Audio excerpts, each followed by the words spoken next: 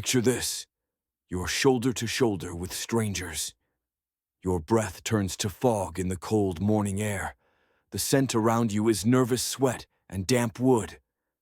Ahead stands a battered scaffold, its rafters splintered, the platform stained dark in the center, like blood that never quite washed away. There is a rope that hangs over it, slowly creaking in the wind. All around you the crowd changes, and some are whispering, some are not.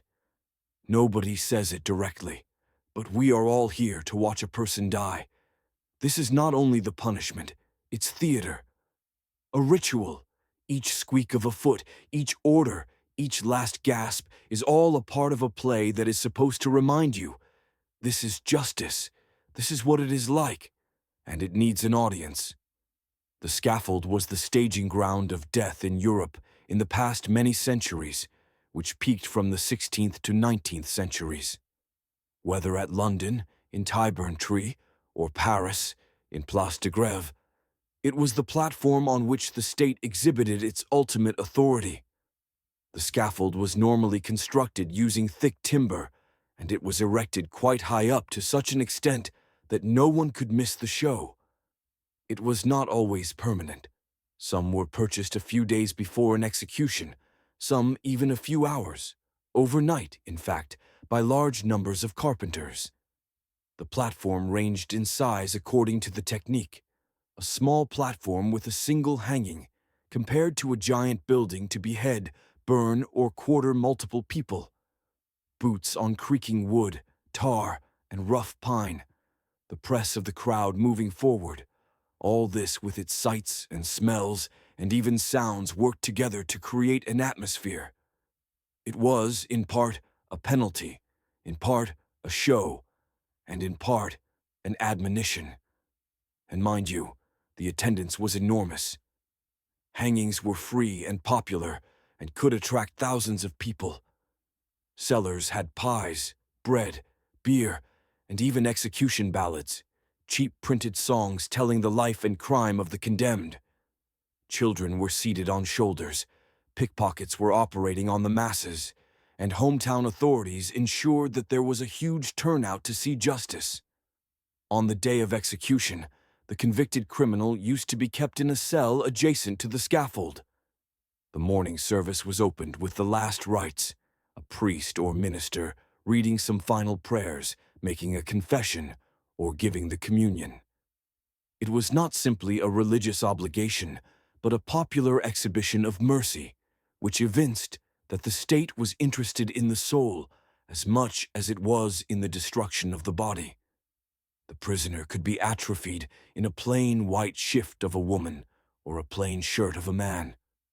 There are times, however, when they were forced to wear a token of their punishment, a shroud in the case of the dead, a placard with the crime in large letters on it. The journey to the scaffold might be brief, a half-dozen paces out of the prison yard, or an involved journey through the streets. In London, Newgate prisoners were carted the 3 miles to Tyburn. At least they made a stop at the Tyburn Tree Tavern. This unhurried procession was premeditated. It allowed the mob to form and the accused to meditate or to talk.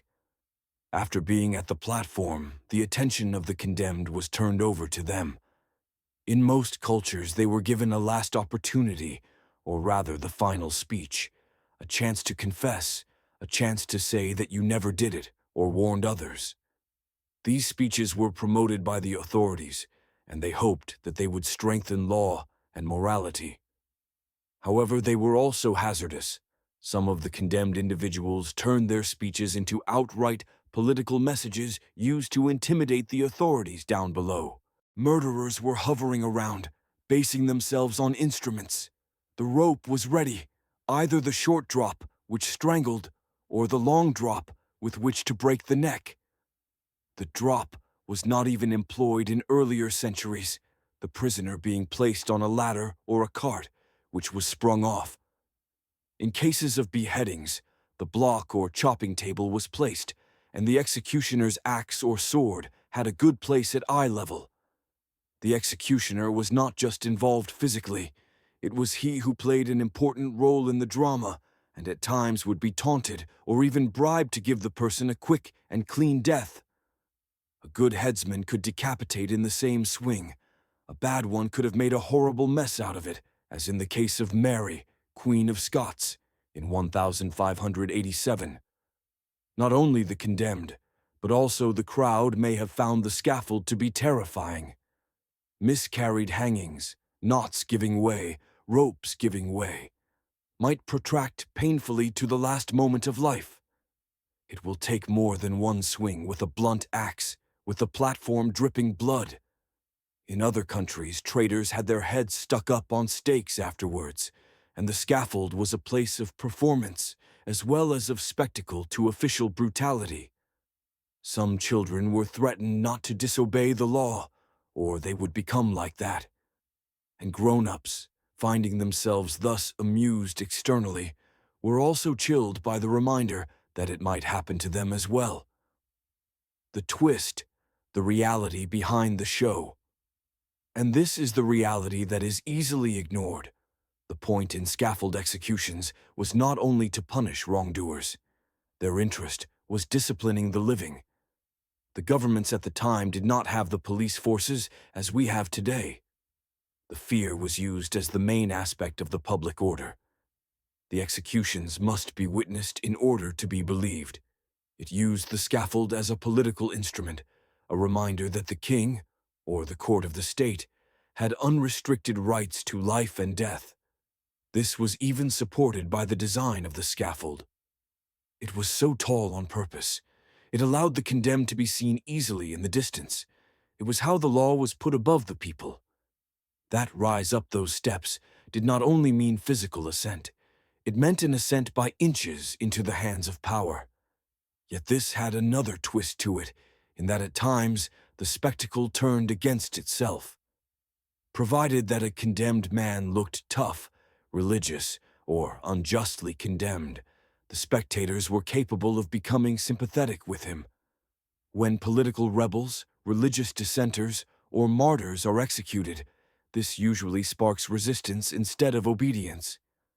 Governments were caught in the difficult position of trying to balance between deterrence and risky publicity. After the execution had been done, the body could be handled variously. Common criminals were usually interred in or around the area, often in unmarked graves.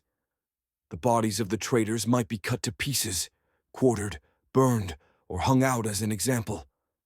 In 18th century France, the guillotine eventually superseded the scaffold as the means of executing multiple crimes by providing a form of death that was faster, though less graphically bloody, but still executed in front of a crowd. The scaffold that was used could be demolished in the aftermath of one execution, or could be maintained with some sort of reuse. There also appeared permanent scaffolds, which were landmarks of a morbid yet familiar nature to the native and of attraction to the tourist. By the 19th century, there started a change in attitude towards the public execution. The reformers believed that the spectacles were brutalizing instead of civilizing the people in the society. Executions were attended almost like a carnival by crowds that got drunk and, on occasion, fought and mocked the person being executed. Public execution was abolished in England in 1868, and hangings were transferred into prisons. France, at that, proceeded more slowly. Guillotining continued in the open until 1939 and in the closed until 1977. The scaffold, the long-time monument to state justice, came down, not, it is true, because the death penalty had vanished, but because the performance was no longer considered acceptable. The scaffold causes us to reflect on a past when justice was not quietly locked away in courthouses or safely enclosed in the walls of prisons, but was set before the people, boisterously, openly, and unavoidably. It operated out of fear, but also out of ritual, theater, and popular involvement. We may find it barbaric today, but at least it is something lasting. Societies have always found ways to show their strength, be it on the gallows, or on the guillotine, or in the glass of a television camera. The scaffold has disappeared, but the stage of justice is only changed. And maybe that is the question that is worth asking at all. What is the bigger question?